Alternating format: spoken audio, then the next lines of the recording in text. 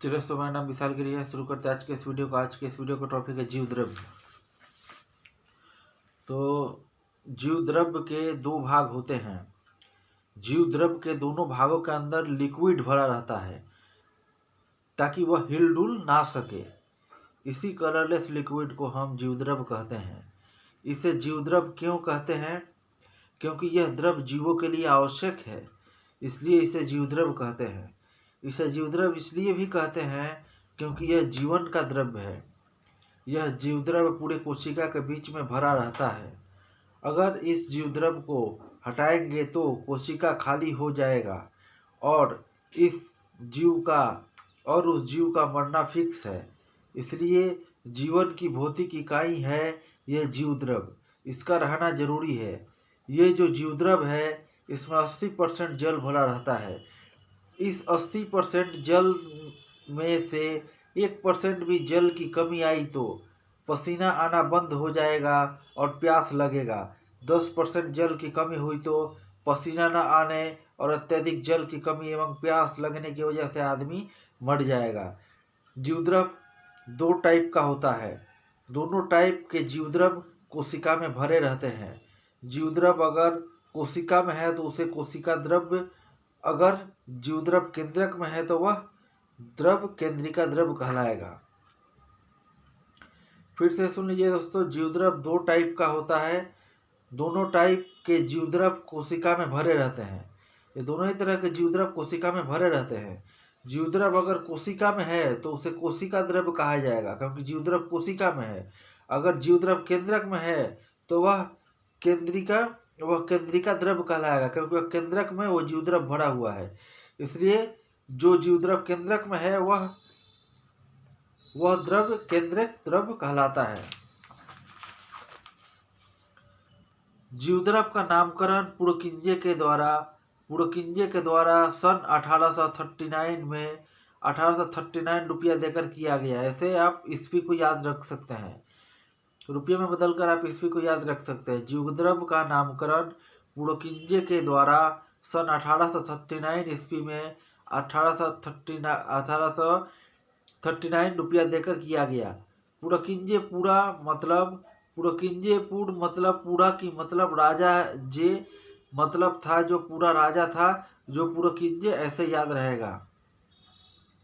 पूरा मतलब पूरा किंजे मतलब किंग, की को किंग मानना पड़ेगा। जो पूरा किंग था, पुरकिंजे को उल्टा से जोड़िए, जो पूरा किंग था पुरकिंजे को पूरा किंग मानना पड़ेगा। इस तरह पुरकिंजे नाम आप लोग को याद रहेगा।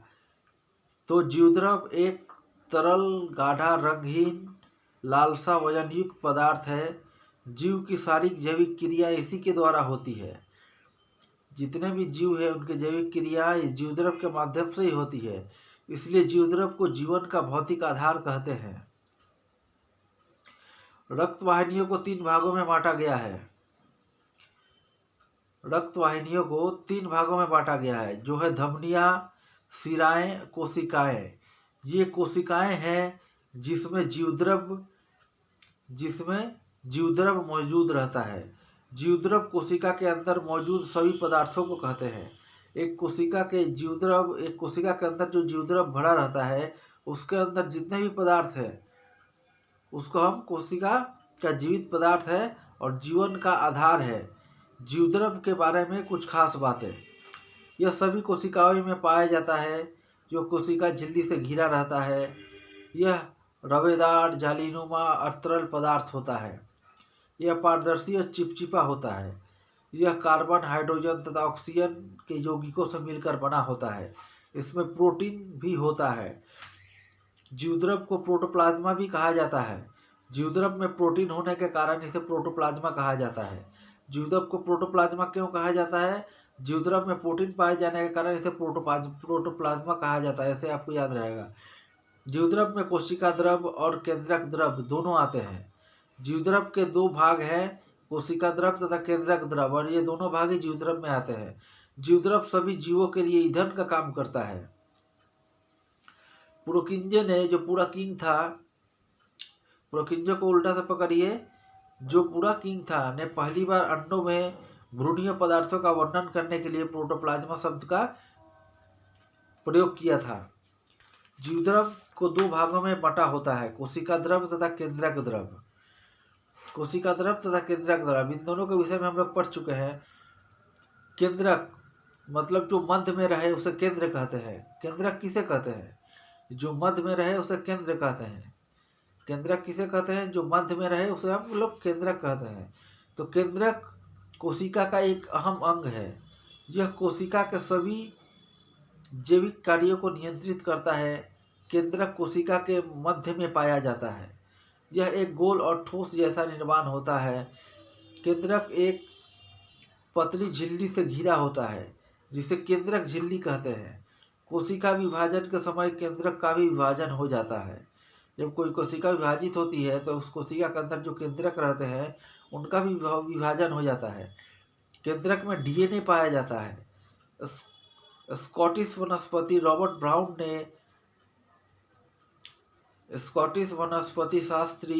रॉबर्ट ब्राउन ने 1831 रुपये में कोशिका के केंद्रक की खोज की। केंद्रक की आकृति गोलाकार अंडाकार होती है। केंद्रक के अंदर गाढ़ा अर्धतरल द्रव्य भरा रहता है जिसे केंद्रक द्रव्य कहते हैं। तो स्कॉटिश के वनस्पति शास्त्र रॉबर्ट ब्राउन, इस नाम को कैसे याद रखिएगा? स्कॉटिश मतलब स्कॉट बनाने वाला देश, और रॉबर्ट ब्राउन मतलब भूरा कलर का रबर। रॉबर्ट मतलब रबर और ब्राउन मतलब भूरा, मतलब रॉबर्ट ब्राउन का मतलब भूरा कलर का रबर। इस तरह आप स्कॉटिश वनस्पति शास्त्री रॉबर्ट ब्राउन का नाम याद रख पाइएगा, जो 1931 ईस्वी में 1931 रुपये में कोशिका के केंद्रक की खोज की थी। जीवद्रव को दो भागों में बांटा गया है, एक कोशिका द्रव, दूसरा केंद्रक द्रव। इसके विषय हम लोग आगे ही पढ़ चुके हैं। जीवद्रव में कार्बनिक तथा कार्बनिक दोनों यौगिक होते हैं। जीवद्रव में अकार्बनिक एवं कार्बनिक यौगिकों का अनुपात 81:90 होता है, 19 होता है। जीवद्रव का 99% भाग निम्न 4 तत्वों से मिलकर बना होता है: ऑक्सीजन, कार्बन, हाइड्रोजन, नाइट्रोजन। ठीक है दोस्तों, तो आज का जो टॉपिक था जीवद्रव, उसके विषय में आप लोग अच्छे से समझ गए हैं। मेरा इस तरह का वीडियो पाने के लिए मेरा चैनल को सब्सक्राइब करके बेल आइकन को दबा दीजिएगा। वीडियो अच्छा लगा तो दोस्तों के बीच में शेयर कीजिएगा। मिलते हैं दोस्तों नेक्स्ट वीडियो में, तब तक के लिए वंदे मातरम, जय हिंद।